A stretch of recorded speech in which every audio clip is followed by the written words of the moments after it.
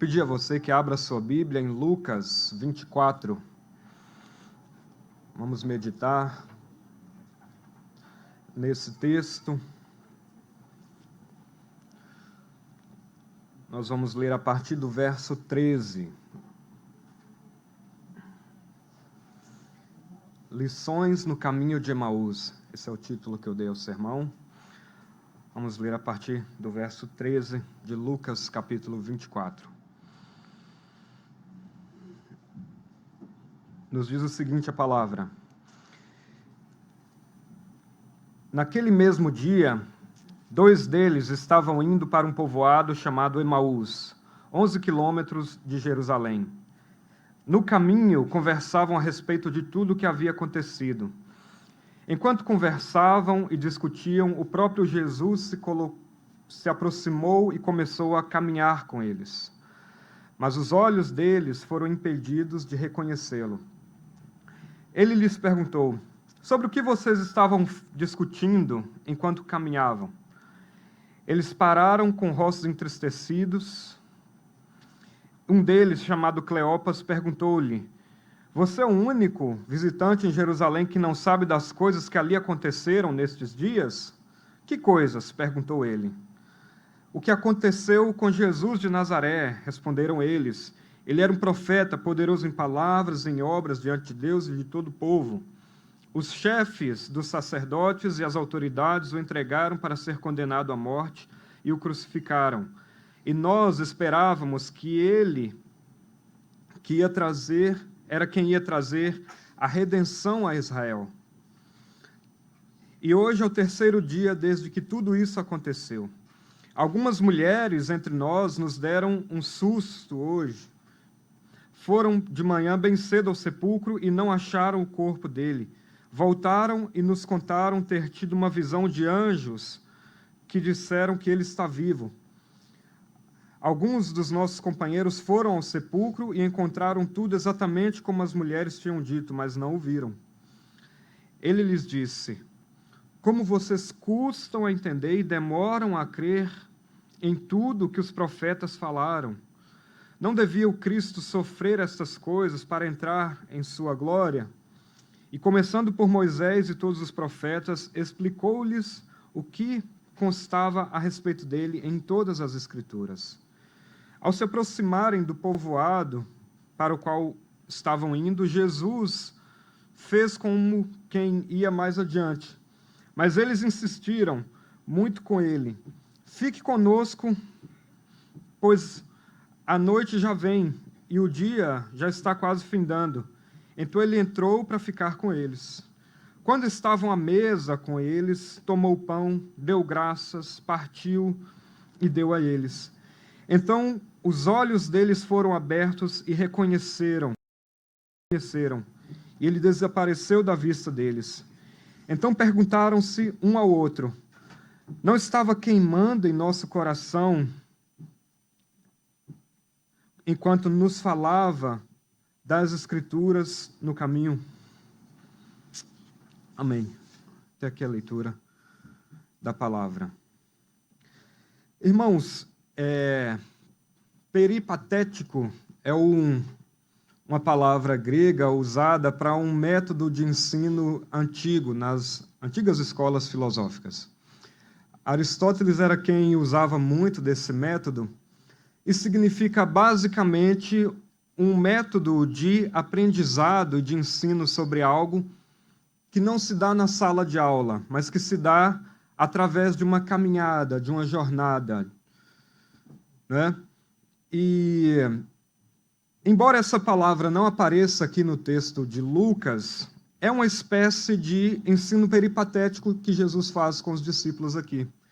Porque enquanto ele está caminhando, ele está instruindo coisas que são indispensáveis para todos nós cristãos, né?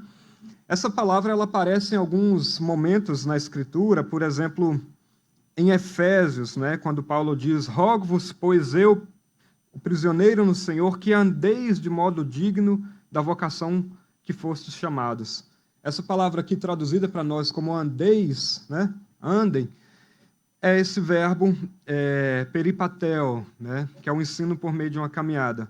Isso é similar ao que você faz, eu acredito, em alguns momentos da vida peculiares, quando precisa ter uma conversa com um amigo e prefere fazer isso durante uma caminhada, né?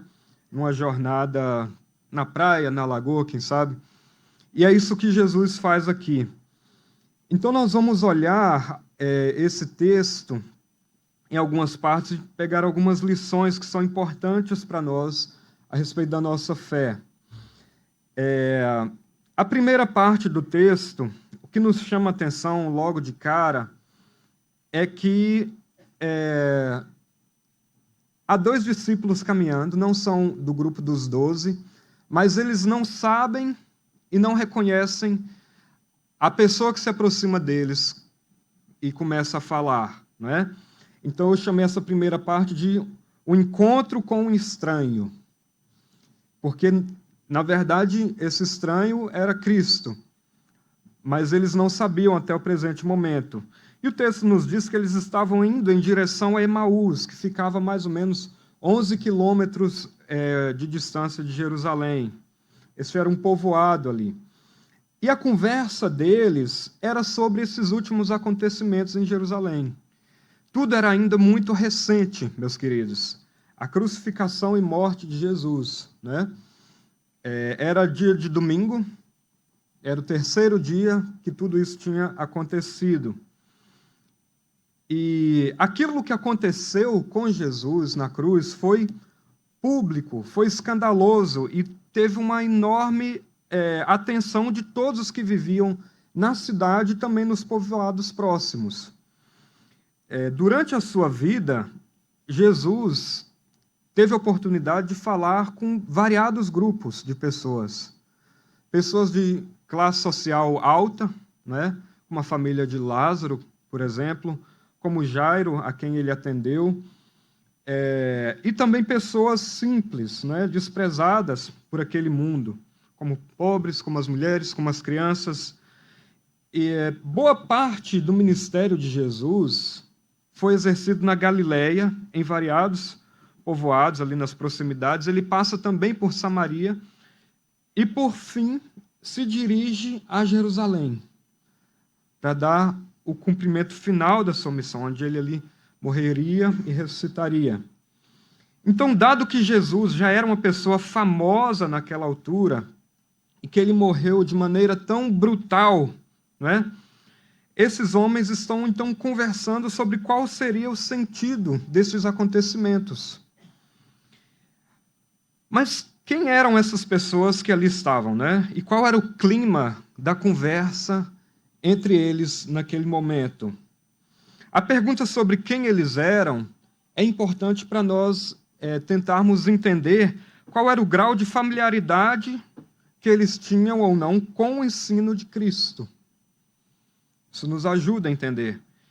E essa familiaridade é também um indicativo para nós, né, de qual seria a reação deles diante do desdobramento desses acontecimentos, ou seja, do acontecimento da cruz. Nós não temos tantos detalhes no texto sobre quem eram essas pessoas apresentadas aqui. Mas, pelo que nós vemos, são pessoas que tiveram algum contato com a autêntica mensagem de Jesus. Então, são pessoas sinceras, que têm uma simpatia pelo ensino de Cristo, mas imperfeitas, como nós vamos ver. Até o presente momento do texto, eu reforço a vocês que Jesus era ainda um estranho, né? E ele os encontra ali num clima que não era o de alegria e nem de grandes expectativas, né? O verso 17 nos diz que eles estavam com o rosto tristes. E talvez você esteja pensando, Jader, mas é lógico que eles estavam tristes, não há outra maneira de reagirem diante do que aconteceu, não é? Eles ficaram sabendo dos horrores que aconteceram com o mestre ali em Jerusalém, seus corações estavam pesados e tristes por causa disso.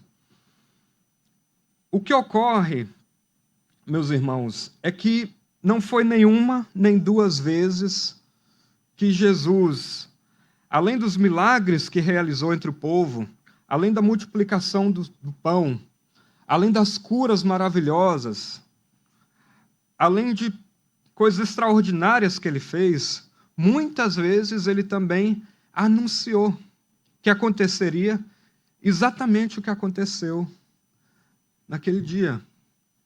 Ou seja, Jesus anunciou aos seus discípulos a sua morte dolorosa na cruz e a subsequente ressurreição ao terceiro dia.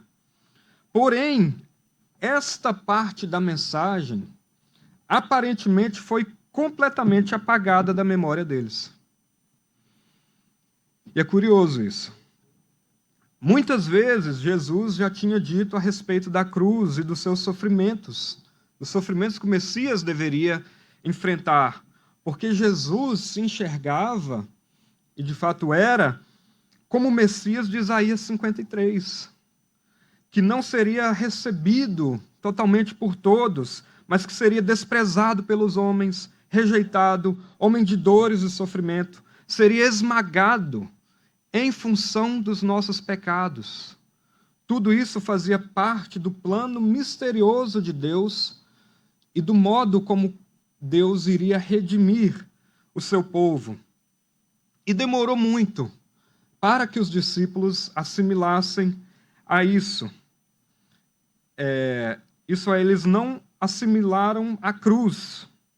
Demorou para eles entenderem que a cruz não era um desastre, não era um fracasso, não era um acaso, não era um triste fim de algo que começou muito bem, mas era exatamente a vitória de Cristo sobre o pecado, comprando para Deus um povo para si.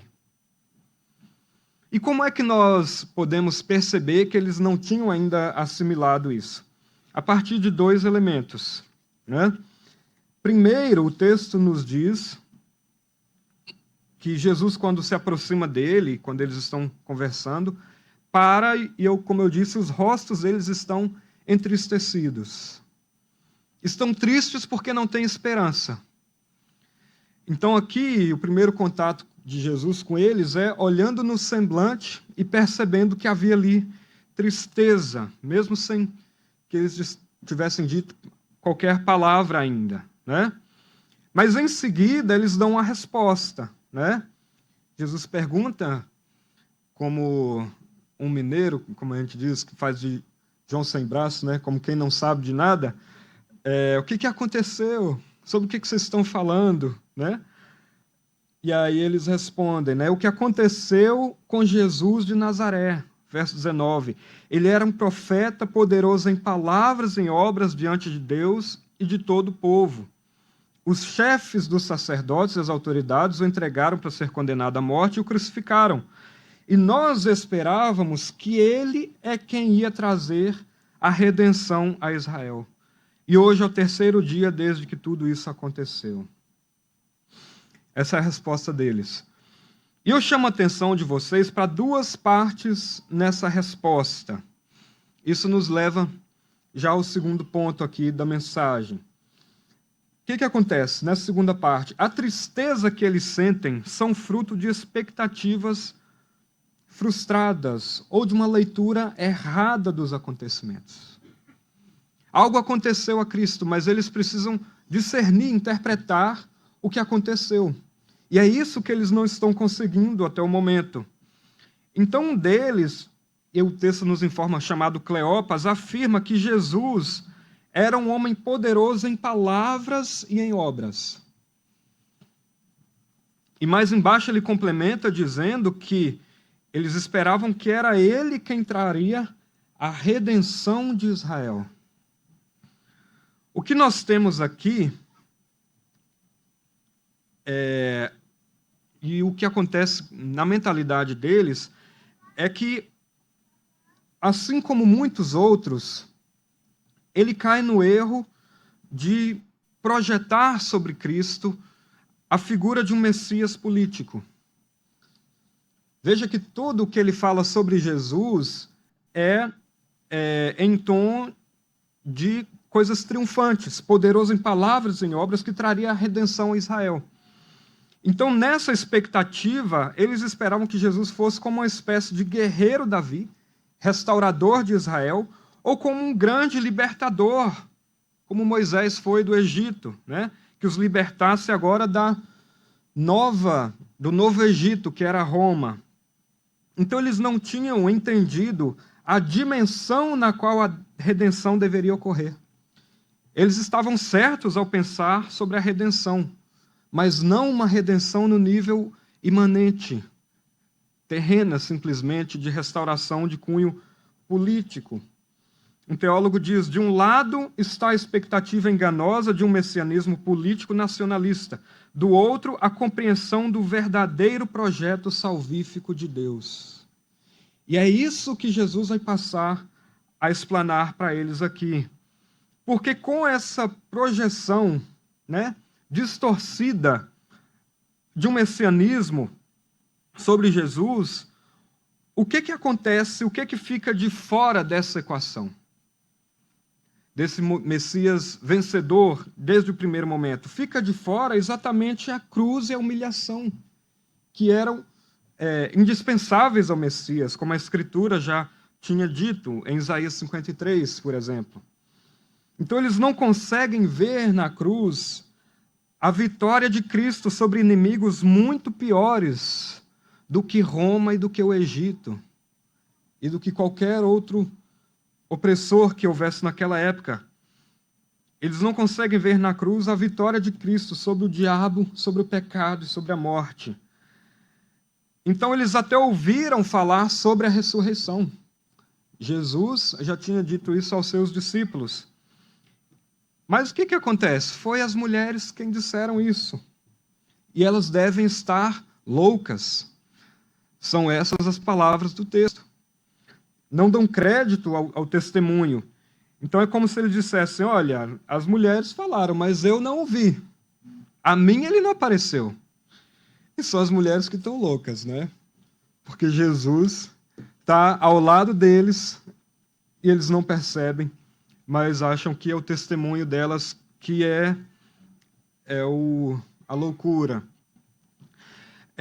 Então, pensando que Jesus está ao lado deles e até agora a ficha não caiu, uma breve nota aqui sobre esse não reconhecimento, né? O que acontece? O que é importante aqui? O texto não diz que eles não reconheceram em função de alguma deformidade ou mudança no corpo de Jesus. Não era uma mudança no corpo. É sim porque os olhos deles é quem estavam defeituosos. Isso significa que, embora os sentidos estivessem funcionando, eles estavam cegos espiritualmente para reconhecer a verdade da ressurreição. Isso tem a ver com incredulidade. Então, essas verdades espirituais são acessadas por meio da fé. E os seus corações estavam duros, incrédulos para perceber a mensagem de ressurreição, né? E para nós não perdermos o fio da meada, o que acontece a partir disso é tristeza. Tristeza por desesperança. Tristeza por incredulidade. Eu faço uma aplicação para nós aqui na seguinte direção, irmãos. A incredulidade sobre as promessas de Deus nos gera tristeza ao coração. Não é Deus ou as promessas que falham, é a nossa compreensão incorreta sobre elas que nos gera tristeza.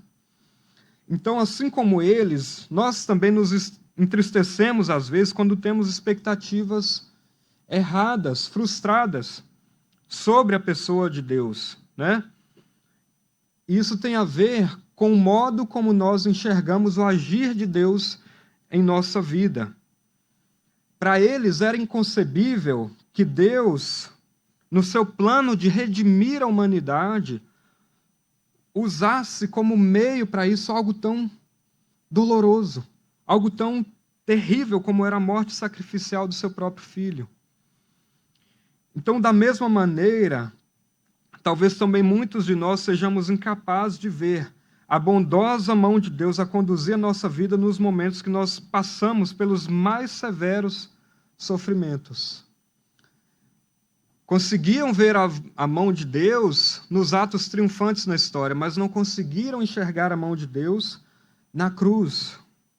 E isso é um problema, não é?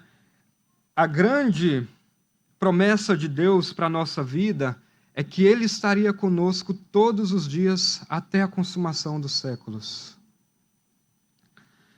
Então, em cada lágrima derramada, em cada oração angustiada, mas sincera, em cada situação que nós passamos, em que estamos no limite do sofrimento, Deus está conosco, no meio do sofrimento, porque Ele nunca nos prometeu a isenção desses momentos, mas sim a sua presença em cada um deles. Então nós pensamos besteira, falamos besteira, fazemos besteira, quando não temos esperança em Deus, quando as nossas esperanças estão colocadas no lugar errado, ou quando não percebemos o agir de Deus, mesmo nas situações mais difíceis. Não é? A totalidade da Escritura nos mostra que o Messias devia passar por esses dois momentos, tanto de sofrimento quanto de glória. Então nós devemos compreender isso. Aí vem na sequência do texto, então, a resposta de Jesus. Jesus vai agora procurar corrigir esse erro. O erro das expectativas frustradas porque é uma leitura incorreta ou parcial sobre o messianismo, né? E eu já antecipei a vocês que Cristo aqui fala sobre os sofrimentos antes de entrar na glória. Mas agora ele reforça uma palavra-chave para nós, que isso está na própria Escritura. Veja o verso 27. E começando por Moisés e todos os profetas, explicou-lhes o que constava a respeito dele em todas as Escrituras. Então, o que acontece aqui é uma via de mão dupla. Tanto a compreensão da Escritura quanto a obra de Cristo. Ou seja, tanto é necessário Cristo para que você compreenda as Escrituras passadas, quanto as Escrituras passadas são indispensáveis para você entender a obra presente e atual de Cristo. Se vocês quiserem, não é? Cristo é necessário para você compreender o Antigo Testamento e o Antigo Testamento é necessário para você compreender a história de Cristo. Então, Jesus está explicando a eles isso, que o que aconteceu com ele não foi um acaso, não foi um fracasso, não foi uma derrota, porque já estava previsto na Escritura. E, ao mesmo tempo, ele está dizendo que ele é o centro e cumprimento de toda a Escritura. E a aplicação para nós, irmãos, é o seguinte: se Cristo é o centro da Escritura, ele também deve ser o centro dos nossos púlpitos, das nossas igrejas. Igrejas onde Cristo não é pregado perderam o bem mais precioso, que é a mensagem poderosa do Evangelho. No Brasil, nós vemos esse fenômeno impressionante de igrejas crescendo, evangélicos se multiplicando. Isso é um assunto que está mais do que batido para nós, mas nunca é demais lembrar que se Cristo não for o centro da nossa fé, tudo isso é perda de tempo, desperdício de tempo. A Bíblia pode ser usada de muita maneira na boca dos homens, inclusive de maneira irresponsável e seletiva. Falsos profetas podem abrir a Bíblia com o objetivo de falar das suas próprias vaidades, discursos eloquentes, mas que são vazios de Deus. Teólogos da prosperidade podem abrir a Bíblia para prometer bênçãos financeiras que Deus não prometeu a pessoas imaturas. Esses coaches que aparecem todos os dias na internet para a gente podem a abrir a Bíblia para fornecer aos seus ouvintes um alívio emocional, uma inspiração com base na força pessoal. Moralistas, outro grupo, podem abrir a Bíblia unicamente com o desejo de condenar a atitude de outros, mas eles mesmos não estão dispostos a mudar de vida. Políticos podem citar a Bíblia sem acreditar numa só palavra do que dizem, mas com objetivos eleitoreiros. Mas nada disso é capaz de alimentar as verdadeiras ovelhas de Jesus, que não se contentam com isso, mas que precisam e que anseiam fortemente pelo próprio pão da vida que desceu do céu, que é o próprio Cristo, que é o Filho de Deus que veio a este mundo. Então, se Cristo é o centro da Escritura, ele também deve ser o centro da nossa proclamação. Amém, irmãos? Amém. Na última parte do texto é onde acontece finalmente o reconhecimento. E é curioso porque esse reconhecimento acontece mediante o partir do pão, não é? Então, Jesus já tinha conversado com esses dois sobre as Escrituras, já tinha olhado no rosto deles, porém até agora eles não sabem quem é essa pessoa com quem estão falando. Até agora eles não foram capazes de receber que por trás desse estranho que fala dos acontecimentos em Jerusalém, está a própria pessoa que é o objeto do assunto. Então, isso acontece aqui na última parte do texto. Vamos ler o verso 28. Ao se aproximarem do povoado para o qual estavam indo, Jesus fez como quem ia mais adiante. Mas eles insistiram muito com ele. Fique conosco, pois a noite já vem e o dia já está quase findando. Então, ele entrou para ficar com eles. Quando estavam à mesa com eles, tomou o pão, deu graças, partiu e deu a eles. Então seus olhos foram abertos e o reconheceram. E ele desapareceu da vista deles. Então, Jesus entra para passar mais um tempo com eles ali na casa, né? Ele está mantendo essa espécie de suspense, assim como ele tinha mantido no início do capítulo, perguntando que coisas são essas, né? E o que nós vemos aqui é que Jesus é reconhecido através e no momento em que ele faz o partir do pão. Quando ele se senta à mesa e parte o pão com o povo. Como vocês sabem, o sentar-se à mesa e partir do pão na cultura bíblica, e também na nossa talvez, representa esse momento de comunhão, de proximidade, de intimidade com pessoas próximas, né? Quando a Bíblia fala a respeito da celebração na vida após a morte, ela usa frequentemente a imagem do banquete. Isso significa a mesa da comunhão eterna com Deus, onde nós estaremos. Então,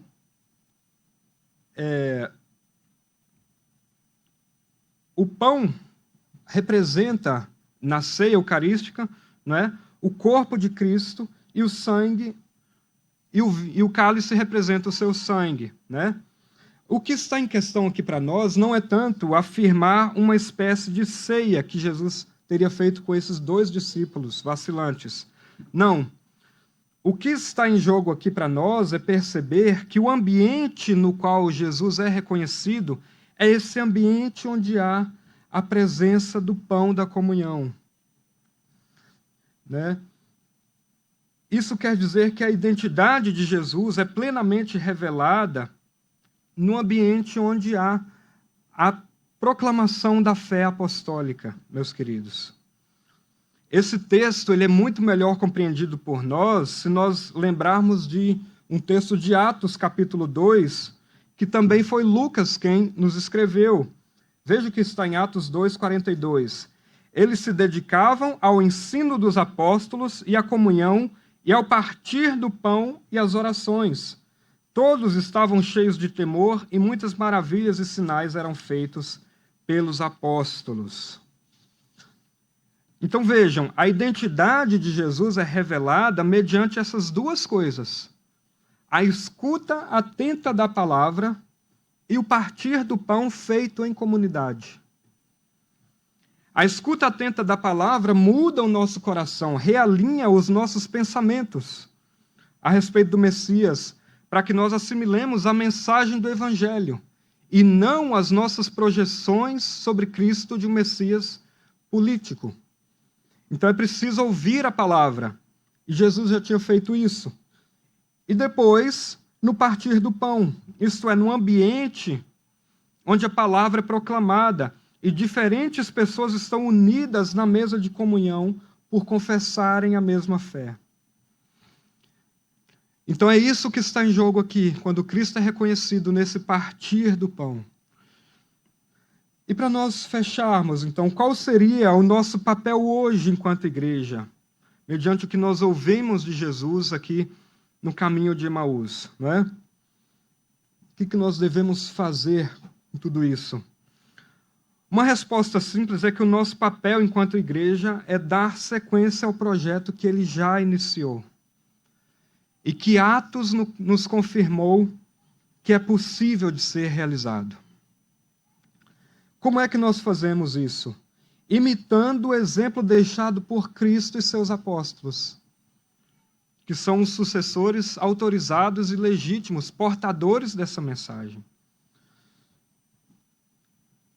Isso é importante porque, enquanto pastor, eu me sinto muito à vontade de não precisar usar com tanta frequência uma palavra que aparece tanto no meio corporativo, por exemplo, inovação. Né? Eu tenho uma certa antipatia por essa palavra. Pelo menos antipatia quando ela é usada no ambiente teológico. Né? Meus queridos, nós não precisamos inovar em nada. É isso que o texto aqui nos está a dizer. Como é que Cristo é reconhecido? Como é que a sua identidade é percebida? Como é que o Evangelho é entendido por essas pessoas? Sejam pessoas vacilantes na fé, sejam pessoas que não conhecem nada sobre a fé. Mediante a exposição da Escritura, vinculando a Escritura com a obra de Cristo, e através desse ambiente onde o pão é partido, onde a palavra é partilhada e onde as pessoas vivem em comunhão, ou seja, na igreja. E no nosso papel é simplesmente abrir a boca e falar. Proclamar as verdades que Deus nos deu em sua palavra. É assim que pessoas imperfeitas, com compreensão ainda imperfeita sobre Cristo, vão conhecer essa verdade de Deus. E Deus nos abençoará, porque a sua palavra nunca volta vazia, mas cumpre o propósito ao qual ele designou. Então, pessoas que estão à sua volta, que talvez tenham dúvidas sobre o Evangelho, que tenham incerteza na sua fé, que tenham uma compreensão turvada da pessoa e da mensagem de Cristo, não desista de continuar proclamando as velhas verdades da Escritura, que são novas a cada dia, porque renovam o nosso ser e nos transformam à imagem de Deus.